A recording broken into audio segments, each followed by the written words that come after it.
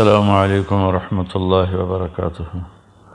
بسم اللہ الرحمن الرحیم، والصلاة والسلام علی سیدنا و مولانا محمد وعلی آلہ وصحبہ اجمعین، اما بعد۔ فاعوذ باللہ من الشیطان الرجیم، بسم اللہ الرحمن الرحیم۔ یا ایہا الذین آمنوا کتب علیکم الصیام کما کتب علی الذین من قبلکم لعلکم تتقون۔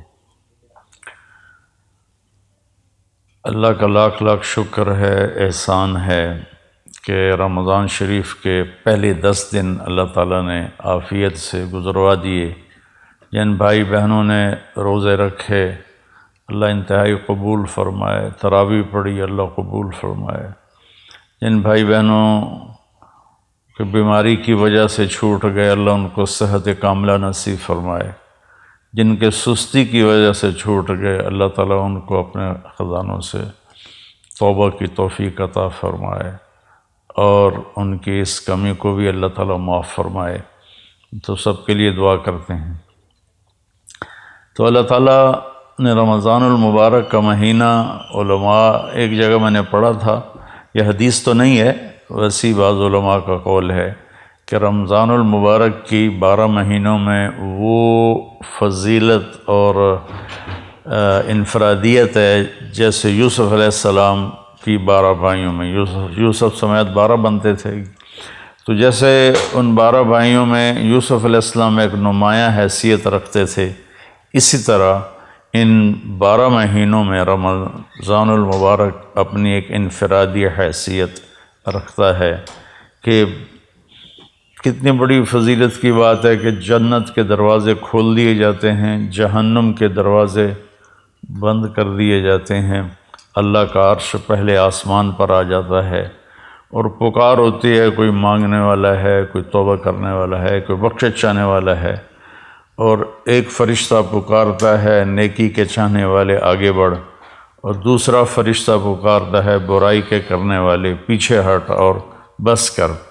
اللہ نے اس رمضان کی ایک اور بھی بڑی خوبصورت فضیلت رکھی ہے کہ اس میں جس کا انتقال ہو جائے، دوزخ کے دروازے تو بند ہیں اور قبر میں حساب بھی نہیں ہوتا، منکر نکیر بھی نہیں آتے، اگر وہ ایمان پہ اس کا خاتمہ ہوا ہے تو وہ کتنا ہی ہماری نظروں میں غلط آدمی ہو، لیکن اللہ کے ہاں اس کی بخشش ہو جاتی ہے۔ تو اللہ نے 10 دن گزروا دیے، اس کا لاکھ لاکھ شکر ہے، احسان ہے۔ باقی 20 دن ہیں، اور پہلا جو 10 دن ہوتے ہیں وہ رحمت کے ہوتے ہیں، اور دوسرے 10 دن وہ بخشش کے ہوتے ہیں، اور تیسرے جو 10 دن ہیں وہ جہنم سے خلاصی اور جہنم سے نجات کے ہوتے ہیں۔ اس رمضان کے ہر لمحے کو اللہ تعالیٰ نے کہا ایام معدودات، یہ اس میں ہم سب کہتے ہیں یار ابھی تو رمضان آیا تھا اور گزر گیا، ایام معدودات میں اللہ تعالیٰ نے کہا یہ تو تھوڑے سے دن ہے، تمہیں گزرنے کا پتہ بھی نہیں چلے گا۔ روزہ تو بنو اسرائیل کا تھا جو افطاری سے افطاری تھا، 24 گھنٹے کا روزہ تھا، اور بیویاں بھی ان پر حرام ہوتی تھی۔ اللہ نے ہمارے لیے تو آسانی فرما دی ہے، افطاری اور سحری رات اللہ تعالیٰ نے ہر حلال کو حلال کر دیا۔ تو میرے بھائی بہنوں، میرے عزیزوں، میرے پاکستانی بہن بھائیوں، میں پوری امت مسلمہ سے بات کرنے کی نیت کرتا ہوں کہ ہر آنے والا دن ہماری زندگی کو کاٹ کے لے جا رہا ہے اور ہم تیزی سے اللہ کی طرف بڑھ رہے ہیں۔ افلا ایک حدیث یاد آ گئی زمانے کے بعد، انکم فی زمان ہدنا وان السیر بکم لسریع افلا ترون الی اللیل والنہار یقربان کل بعید ویبلیان کل جدید ویاتیان بکل موعود۔ قال مقداد رضی اللہ تعالی عنہ ما الحزن یا رسول اللہ؟ قال دار بلاء وانقطاع وإذا التبست عليكم الأمور كقطع الليل المظلم فعليكم بالقرآن فإنه ماحل مصدق وشافع مشفع من جعله أمامه ساقه إلى الجنة ومن جعله خلفه ساقه إلى النار أو كما قال عليه الصلاة والسلام۔ میرے نبی نے فرمایا کہ تم ہدنہ کے زمانے میں ہو، تم دیکھتے نہیں ہو کہ دن رات کتنی تیزی سے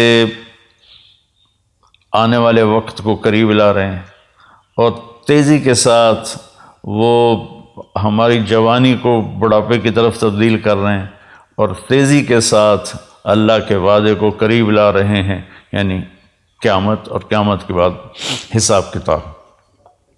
تو مقداد رضی اللہ تعالیٰ نے پوچھا یا رسول اللہ ہدنہ کیا ہے؟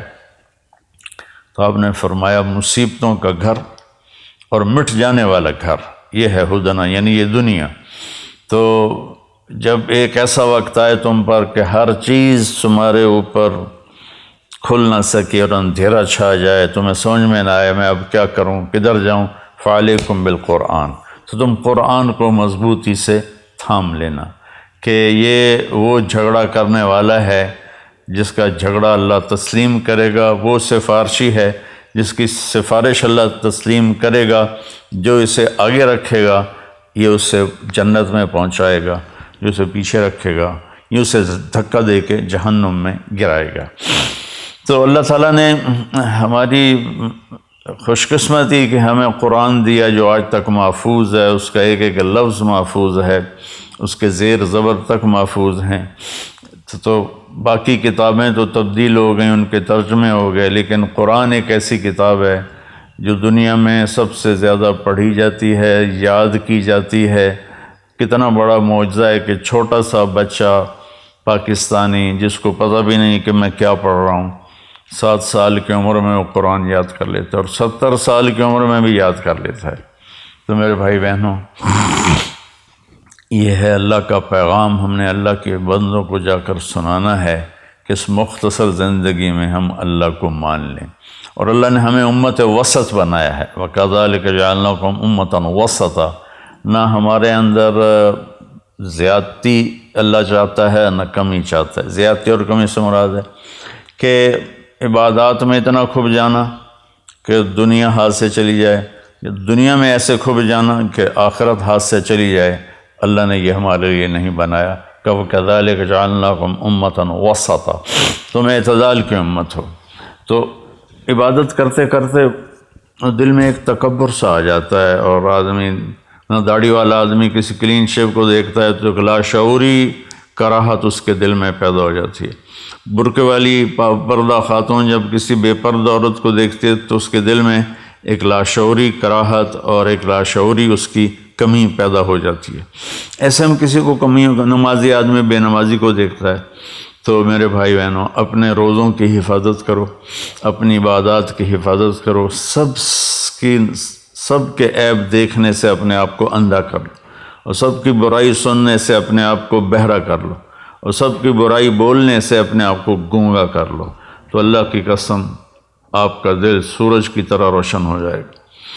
اب وہ فرید الدین عطار رحمۃ اللہ علیہ کا ایک شعر ہے، لب بند و چشم بند و گوش بند گرنہ بینی نور حق برما بخند، اپنی آنکھوں کو روک لے غلط دیکھنے سے، اپنے کانوں کو روک لے غلط سننے سے، اپنی زبان کو روک لے غلط بولنے سے، پھر اگر تیرا دل روشن نہ ہو تو مجھے آ کے پکڑ لینا۔ تو ہمارے معاشرے میں ماشاءاللہ عبادات بہت ہیں، لیکن اس کی حفاظت بہت کم ہے۔ ایک غیبت کا بول سارے دن کے روزے کو لے کے چلا جاتا ہے، ایک حقارت کی نظر وہ سارے دن کی بھوک اور پیاس کو لے کے چلی جاتی ہے۔ عیسیٰ علیہ السلام تشریف لے جا رہے تھے، ان کے ساتھ ان کے صحابہ تھے، اوپر پہاڑ کی چوٹی پہ ایک ڈاکو رہتا تھا۔ تو اس نے جب عیسیٰ علیہ السلام کو دیکھا تو اس سے ندامت ہوئی، اور اس نے وہیں بیٹھ کے توبہ کی، یا اللہ آج کے بعد میں کوئی ڈاکہ نہیں ڈالوں گا، اور میں تیرے نبی کے ساتھ رہوں گا۔ نیچے آیا اور ساتھ چلنے لگا۔ تو عیسیٰ علیہ السلام کے صحابہ میں سے ایک کی ایسے نظر پڑی، اور تو اس کو یوں دیکھا، کہاں صرف اتنا کہا حقارت سے، کہ مطلب یہ تو ادھر کدھر آ گیا۔ تو اس وقت جبریل اترے اور انہوں نے کہا کہ اے روح اللہ، اللہ تعالیٰ فرما رہے ہیں آپ کے پیچھے 2 آدمی ہیں، ایک آپ کا صحابی ہے اور ایک میرا بندہ ہے گناہ گار۔ تو آپ ان دونوں سے کہیں کہ فَلْيَسْتَأْنِفَ الْعَمَلَ، کہ دونوں کے دونوں نئے سرے سے اپنے عمل کو، زندگی کو شروع کریں۔ جو آپ کا صحابی ہے اس کے سارے عمل میں نے رد کر دیے، ایک میرے بندے کو حقیر سمجھنے کی وجہ سے، اور وہ جو ڈاکو ہے اس کے سارے گناہ میں نے معاف کر دیے ندامت کی وجہ سے۔ تو اب دونوں زیرو ہیں، ایک کی جو بیلنس شیٹ ہے اس میں سے ساری نیکیاں مٹ گئیں، کسی کو حقیر سمجھا، دوسرے کی بیلنس شیٹ سے سارے گناہ مٹ گئے کہ ندامت آئی، 2-4 آنسو ٹپکے اور وہ ساتھ ہو لیا۔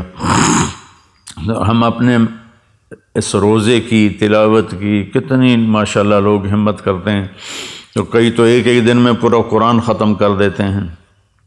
تو اس کی حفاظت بھی کرنی ہے کہ ہماری آنکھیں عیب نہ دیکھیں، ہماری زبان غیبت سے بچے، ہمارے کان برائی سننے سے بچیں۔ معاذ اسلمی رضی اللہ تعالیٰ عنہ کو حد لگی اور وہ ان کو سنگسار کیا گیا، تو 2 صحابی آپس میں باتیں کر رہے تھے کہ اچھا بھلا اللہ نے پردہ ڈالا تھا، اپنے آپ کو اس نے ننگا کیا اور رسوا ہوا، آپ نے سن لیا۔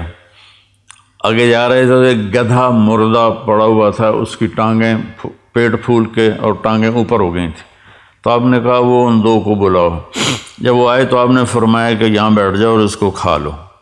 وہ کہنے لگے یا رسول اللہ یہ آپ کیا فرما رہے ہیں، مرا ہوا حرام مردار ہم کیسے کھائیں؟ تو آپ نے فرمایا ابھی جو تم نے اپنے بھائی کا گوشت کھایا ہے وہ اس سے بھی زیادہ گندی اور غلیظ چیز ہے جو تم نے اس مرنے والے کی غیبت کی ہے۔ پھر آپ نے کہا والذی نفسی بیدہ، اس ذات کی قسم جس کے قبضے میں میری جان ہے، میں اب اس کو دیکھ رہا ہوں ینغمس فی انہار الجنہ، وہ جنت کی نہروں میں غوطے لگا رہا ہے، اور تم غیبت کر کے اپنی ساری کمائی گنوا بیٹھے ہو۔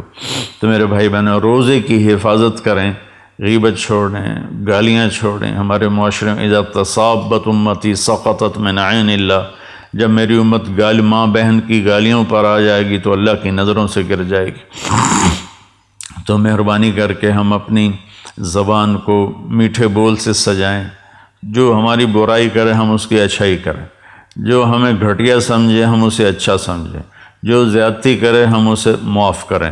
تو اللہ کی قسم اللہ آپ کا کفیل بھی بن جاتا ہے، وکیل بھی بن جاتا ہے، اور رقیب بھی بن جاتا ہے، حفیظ بھی بن جاتا ہے، شہید بھی بن جاتا ہے، ولی بھی بن جاتا ہے، نصیر بن جاتا ہے، سارے اللہ کے جو نام کفا باللہ علیما، کفا باللہ ہادیم کفا بربک ہادیم و نصیرا، کفا باللہ شہیدا، کفا باللہ رقیبا، کفا باللہ ولیہ، الیس اللہ بکاف عبدا فسیکفیکہم اللہ هو السمیع العلیم۔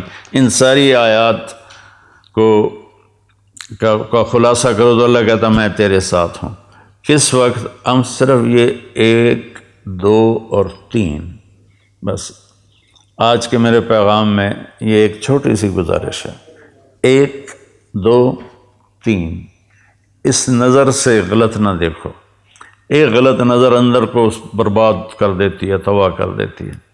ان کانوں سے غلط نہ سنو، اس زبان سے غلط نہ بولو۔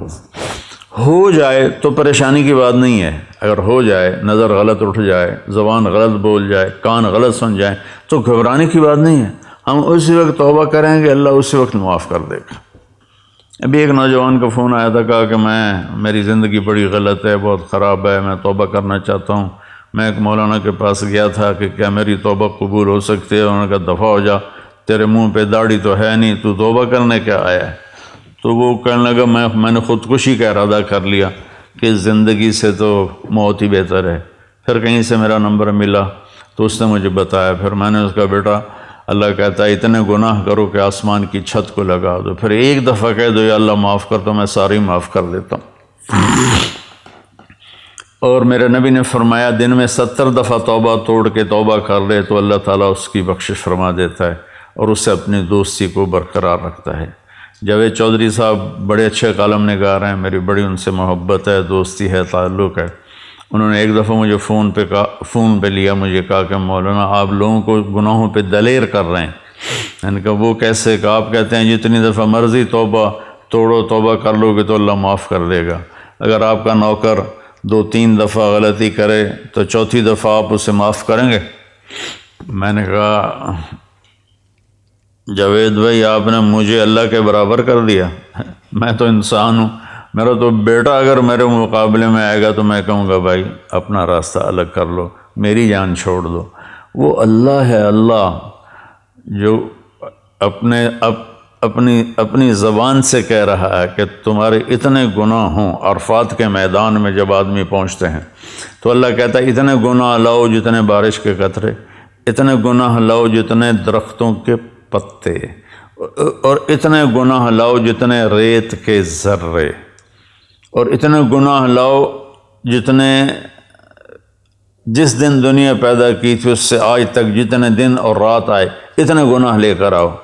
ایک آدمی، ہر آدمی اتنے گناہ لے کر آئے اور تم کو یا اللہ توبہ، تو اللہ کہے گا جاؤ معاف کیا۔ تو اللہ نے اس کے ساتھ توبہ کا دروازہ رکھا ہے۔ بعض اوقات شیطان نا امید کر رہتا ہے جی میری تو زبان پھسل جاتی ہے، گالی نکل جاتی ہے، غیبت ہو جاتی ہے، یا میری نظر غلط اٹھ جاتی ہے، تو بھائی جہاں غلطی ہو وہیں توبہ کرو، اللہ اسی وقت معاف کر دیتا ہے، کھڑے کھڑے معاف کر دیتا ہے۔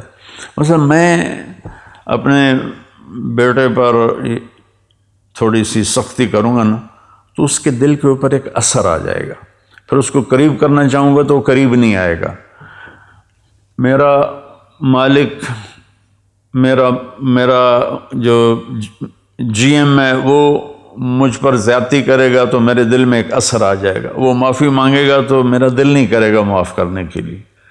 اور اللہ اثر سے پاک ذات، ہمارے گناہوں کا اس پر کوئی اثر نہیں ہے، نہ ہماری نیکیوں کا اس کو کوئی نفع ہے، نہ ہمارے گناہوں کا اس کو کوئی نقصان ہے۔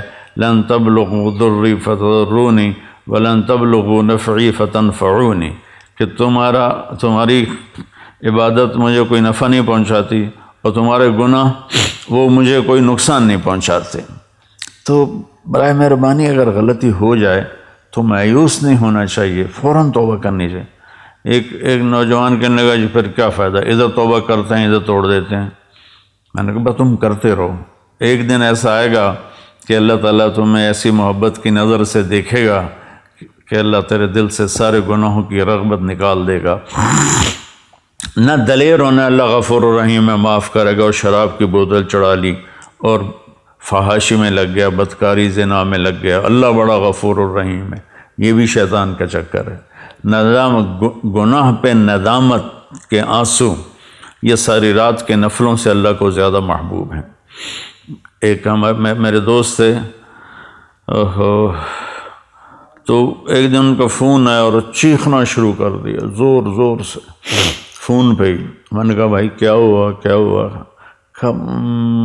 مجھے شراب کی عادت لگ گئی ہے، چھوٹ نہیں رہی۔ تو میں نے کہا تیرا یہ جو رونا ہے نا یہ تمہیں اس سے آزاد کر دے گا۔ گناہ کی ندامت بعض اوقات نیکی سے بھی افضل ہوتی ہے۔ تو بھائی بہنوں، ہم ایک بدو آیا، یا رسول اللہ ہمارا حساب کون لے گا قیامت کا دن؟ تو آپ نے کہا اللہ۔ تو کہنے لگا واہ واہ واہ واہ، موجاں ہو گئی ہیں موجاں، بخن بخن، جو ہماری پنجابی میں موجاں ہی ہو گئی ہیں موجاں۔ تو آپ نے فرمایا بھائی کیوں کہہ رہے ہو موجاں ہو گئی ہیں بخن بخن؟ کہ یا رسول اللہ بڑا طاقتور بھی ہے اور بڑا سخی بھی ہے، اور سخی آدمی اور مہربان آدمی پکڑ بھی لے تو چھوڑ دیتا ہے، تو وہ تو اللہ ہے، امید ہے اللہ ہمارے گناہوں کو معاف فرمائیں گے۔ تو بیلنس یہ ہے کہ میرا اللہ غفور الرحیم ہے تو گناہوں کے راستے پہ نہ چلیں، اور میرے اللہ نے جہنم بنائی ہے تو مایوس نہ ہو جائیں، بلکہ اس کے درمیان کی زندگی ہو۔ کوشش کریں زبان غیبت سے پاک ہو جائے، چغلی شکایت سے پاک ہو جائے، کسی کا عیب نہ بتاؤ، اللہ آپ کے عیب چھپا دے گا۔ ایک صحابی نے عرض کیا رسول اللہ میں چاہتا ہوں میرے عیبوں کا کسی کو پتہ نہ چلے، تو آپ نے فرمایا استر عیوب اخوانک یسترک ربک یوم القیامہ، تو اپنے مسلمان بھائیوں کے عیبوں پہ پردہ ڈال، اللہ تیرے اوپر پردہ ڈال دے گا اپنی رحمت کا۔ تو اپنی ہر عبادت کو محفوظ کرنے کے لیے یہ تین چیزیں ہیں، ایک ہماری زبان صحیح چلے، ایک ہماری آنکھ صحیح دیکھے، ایک ہمارے کان صحیح سنیں، تو ہر عبادت محفوظ ہو جائے گی۔ اور اللہ تعالیٰ کو زیادہ عبادت نہیں چاہیے، عبادت کی کثرت مطلوب ہی نہیں ہے، لیبلوکم ایکم احسن عملا، کہ ہم یہ دیکھنا چاہتے ہیں تم میں سے خوبصورت عمل کون کرتا ہے۔ میرے بھائی بہنوں، اللہ یہ نہیں چاہتا ساری رات مصلی بچھا کے بیٹھے رہو اور عشاء کے وضو سے فجر کی نماز پڑھو، یہ اللہ نہیں چاہتا۔ اگر چاہتا ہوتا تو میرے نبی اپنے 23 سال نبوت کے عشاء کے وضو سے فجر کی نماز پڑھتے، اور مسلسل روزے رکھنا اللہ نہیں چاہتا۔ اگر یہ ہوتا تو اللہ کا نبی مسلسل روزے رکھتا۔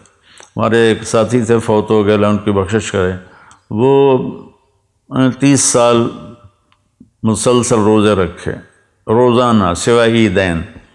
پھر ان کے مزاج میں اتنی شدت آ گئی، اتنی سختی آ گئی کہ وہ ایک دفعہ میرے ساتھ چلے میں تشریف لے گئے تھے، میری انہوں نے وہ دھلائی کی کہ مجھے آج تک اس کی کڑواہٹ یاد ہے، کہ وہ مزاج ان نیچرل ہو جاتا ہے۔ 3 صحابہ آئے، حضرت عائشہ سے پوچھا کہ اللہ کے نبی گھر میں کیا کرتے ہیں؟ کہ وہ سوتے بھی ہیں، جاگتے بھی ہیں، اپنی بیویوں کے پاس بھی ہوتے ہیں اور اپنے گھر کے کام بھی کرتے ہیں، اور نفل بھی پڑھتے ہیں، آرام بھی کرتے ہیں۔ تو انہوں نے کہا یار وہ تو اللہ کے نبی ہیں، بخشائے، ہمیں تو کچھ اس سے زیادہ کرنا چاہیے۔ تو ایک نے کہا میں ساری زندگی پوری رات عبادت کروں گا، دوسرے نے کہا میں ساری زندگی روزے رکھوں گا، تیسرے نے کہا میں ساری زندگی شادی نہیں کروں گا۔ تو اللہ کے نبی کو پتہ چلا تو آپ نے تینوں کو بلا لیا، آپ نے فرمایا مجھ سے زیادہ اللہ سے ڈرتے ہو، مجھ سے زیادہ تمہیں اللہ کا پتہ ہے، میں اللہ کا نبی ہوں، میں کھاتا بھی ہوں، میں روزہ بھی رکھتا ہوں، میں افطار بھی کرتا ہوں، میں سوتا بھی ہوں، میں نفل بھی پڑھتا ہوں، میں اپنی بیویوں کے پاس بھی جاتا ہوں اور اللہ کو بھی یاد کرتا ہوں، کیا تم مجھ سے زیادہ عبادت گزار بننا چاہتے ہو؟ میری امت میں رہبانیت نہیں ہے، میری امت میں رہبانیت نہیں ہے۔ اعتدال والی زندگی اللہ کو پسند ہے۔ ساری دنیا کے اولیاء کرام شیخ عبد القادر جیلانی بن جائیں اور پھر وہ سارے ایک صحابی کے برابر ہونا چاہیں تو کسی صحابی کے برابر نہیں ہو سکتے جن کو اللہ کے نبی کی صحبت نصیب ہوئی۔ تو اسلام ایک معتدل زندگی پیش کرتا ہے۔ یہ اس قسم کے واقعات کتابوں میں ہیں، 40 سال عشاء کے وضو سے فجر کی نماز پڑھی اور ساری زندگی ایک میں پڑھ رہا تھا، میں نے 1 سال کھایا پیا نہیں، 1 سال پیا کھایا نہیں، 1 سال نہ کھایا نہ پیا۔ یہ اسلام تو ہمارے پیش کرنے کا نہیں ہے۔ اسلام تو ایک خوبصورت زندگی پیش کرتا ہے۔ ولایت کا مقام عبادت سے نہیں ہوتا ہے، ولایت کا مقام اللہ کے بندوں کے سامنے جھکنے سے ملتا ہے، تواضع اور عاجزی سے ملتا ہے۔ تو ہم اپنے اسلام کو اللہ نے ہمیں معتدل اسلام دیا، اپنے بچوں پر بھی سختی سے نافذ نہ کریں۔ تو بھائی بہنوں، اعتدال سے چلنا اور اللہ کے سامنے سر جھکانا، اور یہ نظریں، یہ زبان، یہ کان، اس کو آپ محفوظ کر لیں۔ اس نے میرے ساتھ یہ کیا، آپ نے کہا چلو درگزر کرو، تو پھر آپ دیکھو گے اللہ تعالیٰ آپ کی زندگی میں کیسے بہار لاتا ہے۔ السلام علیکم۔